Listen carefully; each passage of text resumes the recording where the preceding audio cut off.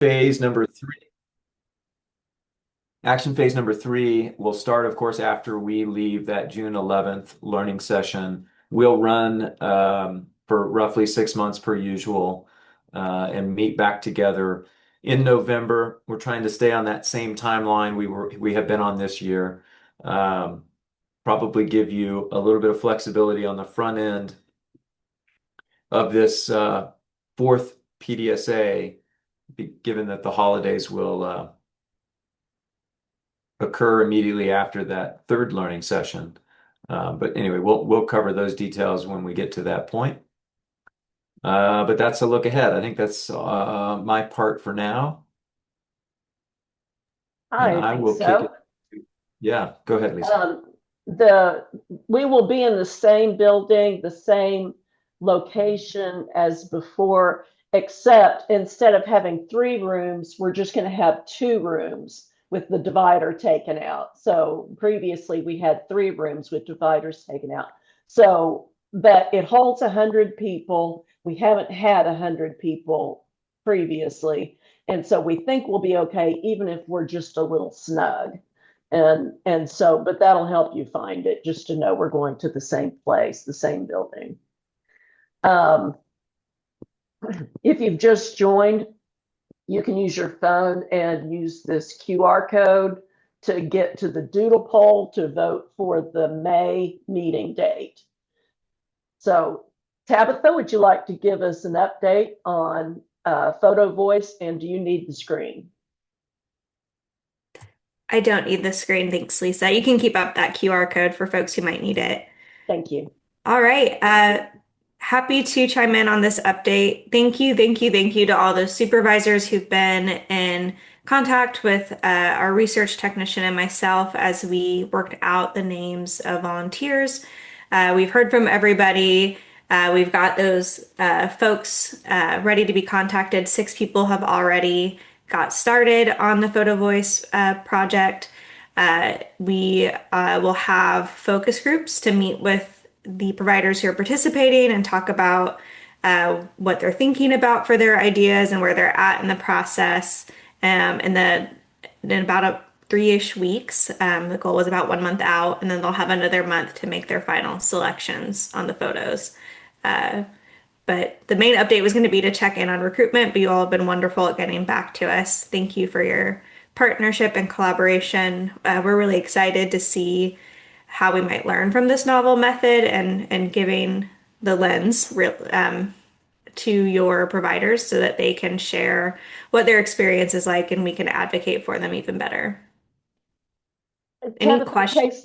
in case there's anybody here who hasn't been heard a previous explanation of photo voice, could you just talk about a little bit more and describe what people are going to be doing and how we're going to get data from this?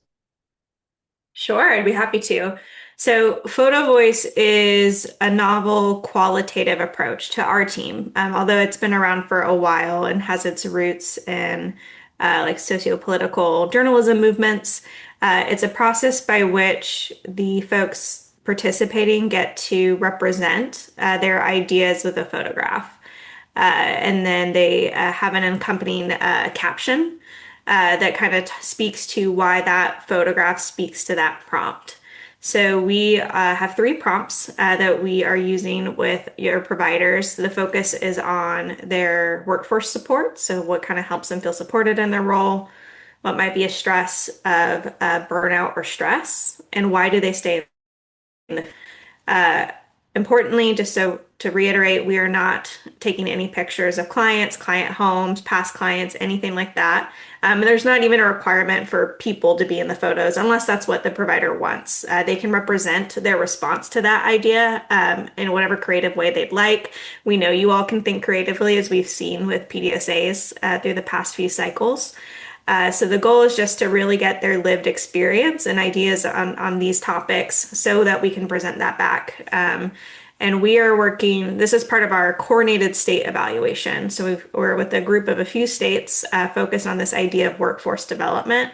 And our hope is that we'll glean more from this than we might have in another way. I think giving our providers that 2 month period to really think about the prompts might glean information we wouldn't have gotten in a traditional interview where they're kind of asked to respond on the spot. And again, they have that creativity to show it visually and then talk about it in that caption. Thank you. That was terrific. Sure. Any questions for Tabitha or for Dr. Bard? I don't know why I'm not saying Dr. Fleming when I keep That's saying okay. Dr. Bard. David or Dr. Fleming? Okay, I'm going to stop sharing for just a moment. I got I get this email from uh,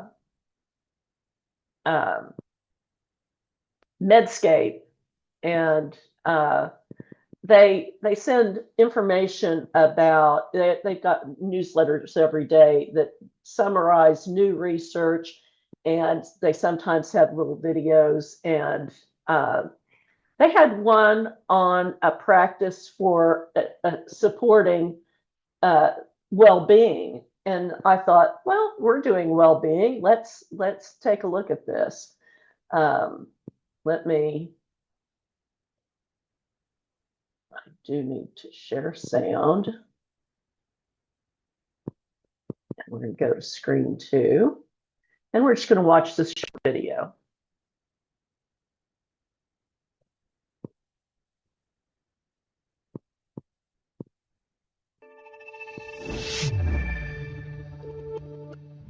I want to talk today about a critical component of wellness that we don't usually talk about, and that is the practice of gratitude.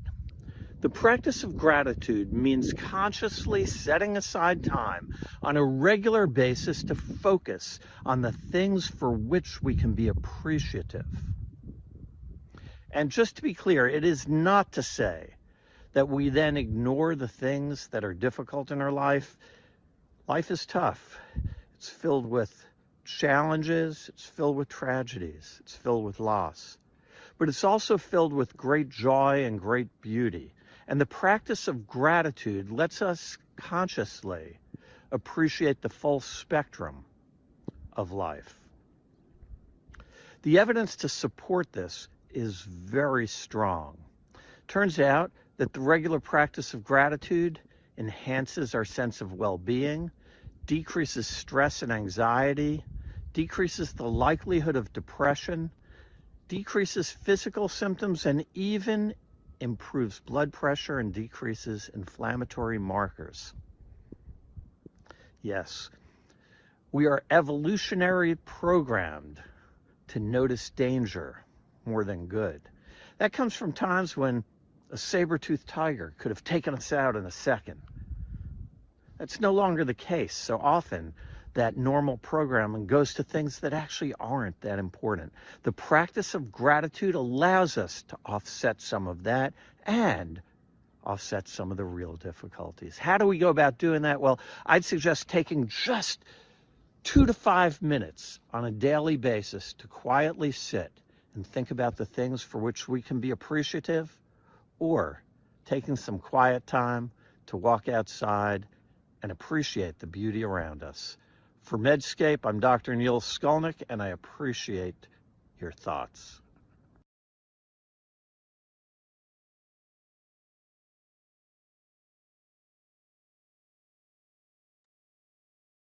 So why don't we give that a try? Let's take a couple of minutes and just sit and think about what you're grateful for. And then if anybody has anything they'd like to share in the chat, you can put it in there. But let's just sit for a minute.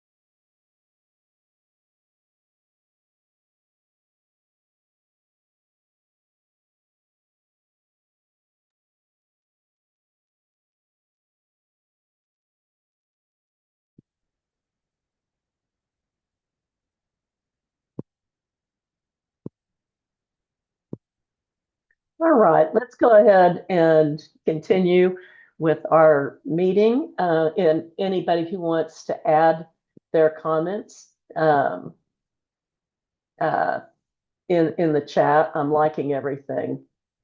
Um, oh, in our reflective supervisions and staff meetings, we've been sharing at least one positive experience. That's awesome. I think this kind of sharing can be contagious. That grateful for coffee. Yeah. And see, it doesn't have to be the big things, does it? All right. I'd like to go to the summaries of some PDSAs. So let's start with Yolanda, if you will talk to us about what Oklahoma City Public Schools Parents as Teachers has been doing for your current PDSA without getting into the results, because that's going to be presented at the learning session. Of course, if I talk too much, I'm not going to have anything to present later on. So, Oh, you'll be fine. so what we tried to do this in this cycle was try to promote positive interpersonal connections and to do an activities that can decrease the level of stress in the workplace. And the STARM aim that we were trying to get is decrease the 5% of the level of stress since the beginning of the project to the end.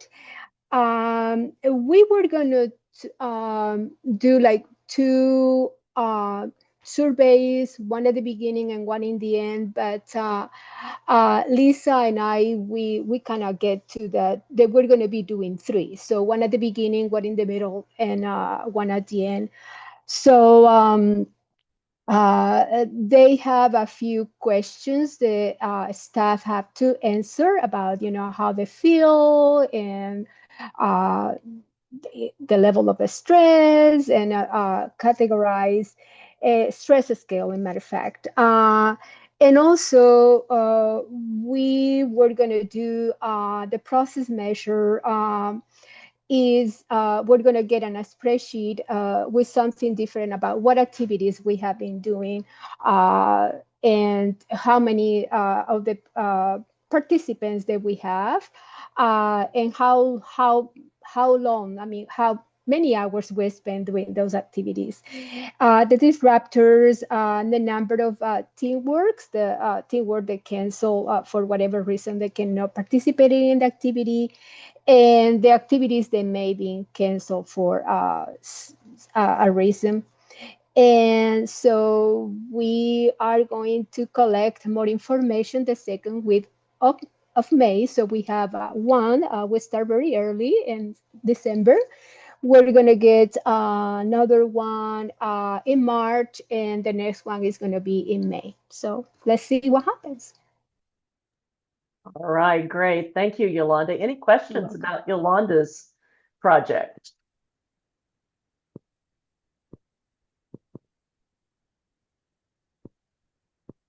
All right. I'm going to drop this doodle poll link into the chat in case anybody did not get a chance to use the QR code and respond to when you would prefer to have the May monthly meeting. Now let's go to parent promise. Natalia, would you like to describe what your agency's been doing? Yes, of course. Good afternoon, everybody. For our PDSA, we decided to focus on getting home visitors' involvement in decision making in order to improve satisfaction. So this idea was chosen so that we could just kind of get more feedback from them and allow them to voice opinions with the leadership team specifically. And some of this that we're working on includes having staff suggest staff recognition activities that they would like to see implemented. Our SMART aim, increase satisfaction with involvement of home visitors in decision-making activities by 10% between February and May. So we are asking them for to complete surveys, and there's 3 points, a pre, a mid, and a post. And it's asking all kinds of questions as far as like, do they feel like they get support from the supervisors? Do they feel like they have good rapport with their teammates? Do they feel like they're able to voice feedback, suggestions, things like that in the workplace? So it's about 9 questions that we have on the survey. We had at one point assigned a parent educator to come attend leadership meetings to provide feedback, but we decided to just keep that for our PATT meetings because that was just more relevant. But still just kind of giving them space to share, suggest things and things of that nature. For process measures, number of meetings attended by home visit representatives, number of staff recognition activities. We're tracking all of that. We've been able to start implementing some staff recognition activities. So we'll share that at the end. And it was just perfect that National Home Visiting Week was around this time. So that like tied in beautifully. So I think the staff were really happy about that. Let me see what I'm missing. Yeah, we're just gonna we've already done 2 of our surveys. We have 1 more to do next month, and then we'll be able to present everything when we meet in Tulsa. So I don't know if I missed anything. Well, you did a great job. Yeah. Thank you. Any questions for Natalia about their project? Okay, Patty, would you like to talk to us about what Latino Community Development Agency, PAT, and Safe Care are doing this cycle? Yep. Our title is Incorporating CSERT and Reflective Practice.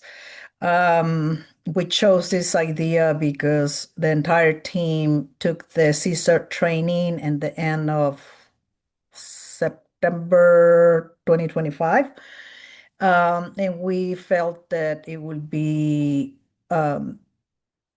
beneficial for the staff to incorporate that into our daily practices and supervision, because part of the CSERT training is this module is really designed to help those professionals that are exposed to clients that have been exposed to trauma, to be able to understand more, to manage that impact of that secondary trauma, and that can provide more resilience of them, emotional regulation, and just helping in general, and sustaining that effectiveness and that helping profession that we have. So our aim statement is from February to May, the team will intentionally integrate the CSERT 5 domains: feel the feelings, stopping the spin, creating your story, finding joy, and reset and recovery into at least 10% of reflective supervision sessions. And we were going to continue with quarterly group activities to promote emotional awareness, professional resiliency, and team cohesion. So we also have a questionnaire that has been placed at the beginning and the middle, and we'll have one at the end, which it was more done by the supervisor. So whenever the supervision happened, they will fill out and recap.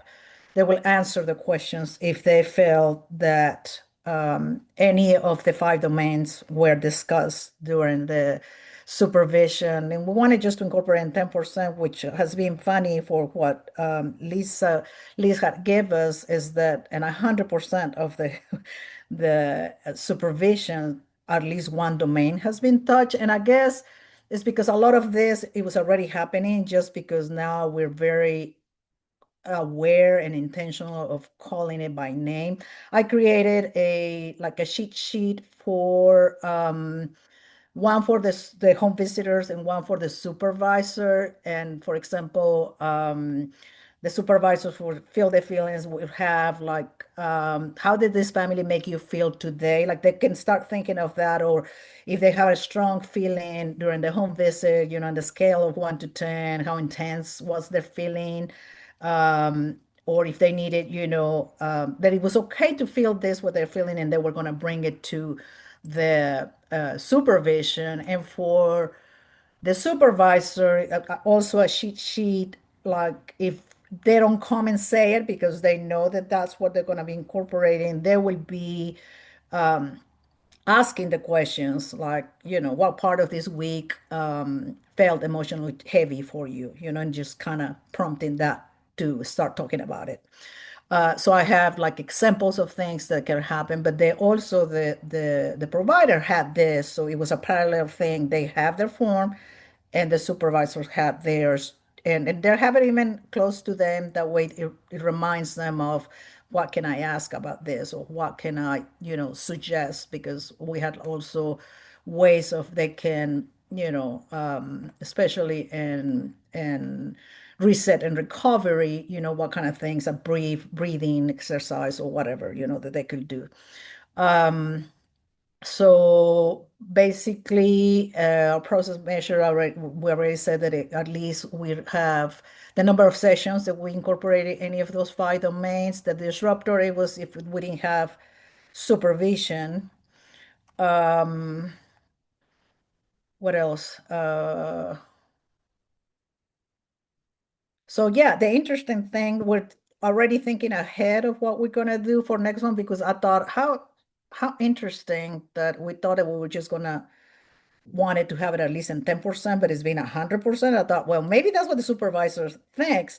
But for the next one, we want the providers to be the ones completing the red cap. And from their perspective, do they feel that they touch any of those 5 domains? Just to have the perspective, because supervisors are saying, yes, we do. But so that's, I guess we'll make that change for the next one and see if the providers feel, I mean, if it matches what the supervisors are saying. Thank you, Patty. Um, uh, thank you for your comment, Katsia. That's nice. There is a lot of intentionality that we have really enjoyed this learning collaborative so much, because everybody is so invested and it's such an important topic. Does anybody have any questions for Patty?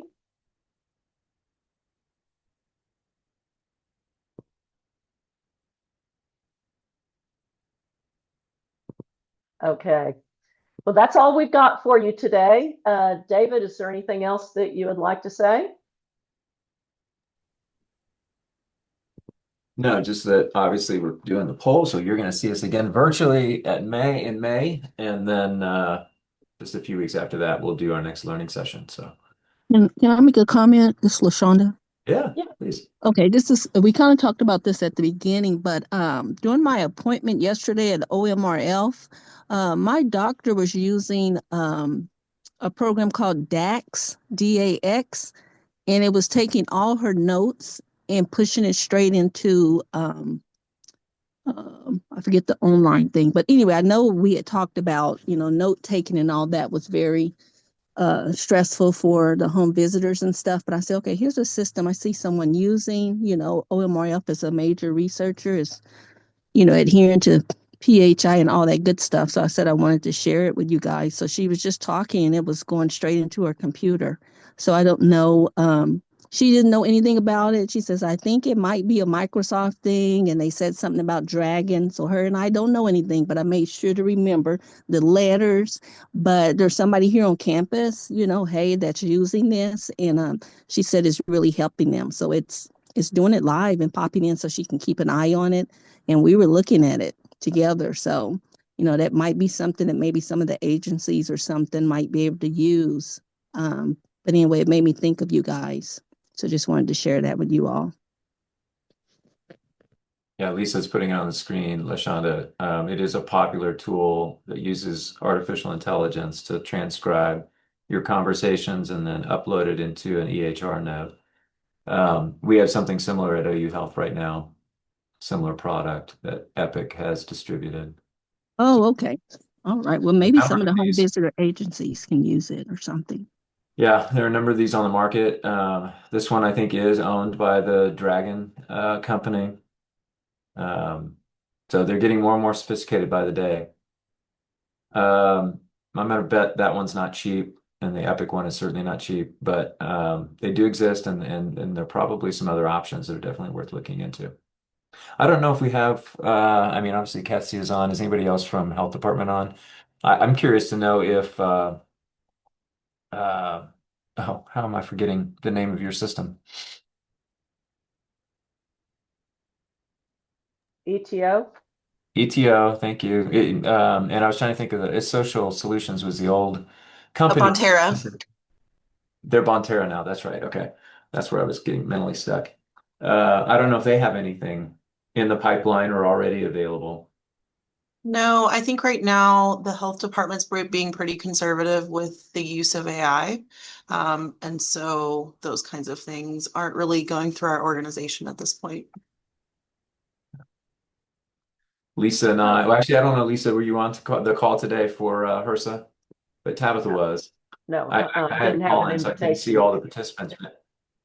They were joking. This is our HRSA federal officer for MIECHV, joking about all of the ever-changing mandates that they get. So they were told to stop using AI, and then there was a lawsuit again, from companies that were not happy about the federal government blocking their business, and now they've been given a mandate to not to stop, not stop, or wait, yeah, it's hard to say, isn't it? To stop using AI. So anyway, To stop how blocking to the use their use, old apps.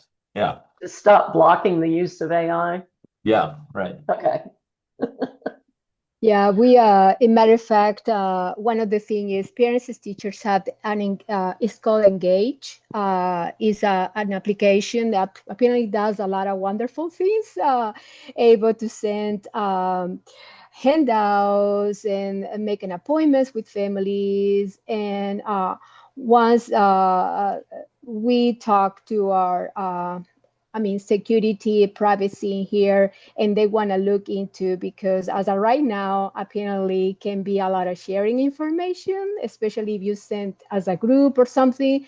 So they told us to stop. No, stop. We didn't even start it. We were just trying to, but they want to make sure there is no data, any particular data compromise. So I asked the permission, but I let it in there until we know more about it.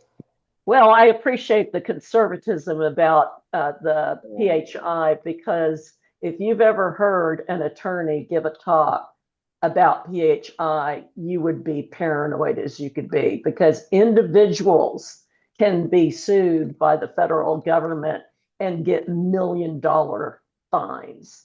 So you don't want to have a mistake on that. So anyway, on that cheery note, let's wind it up for today. Thank you all for your participation, and we'll see you at next month's monthly meeting. Thanks, everyone.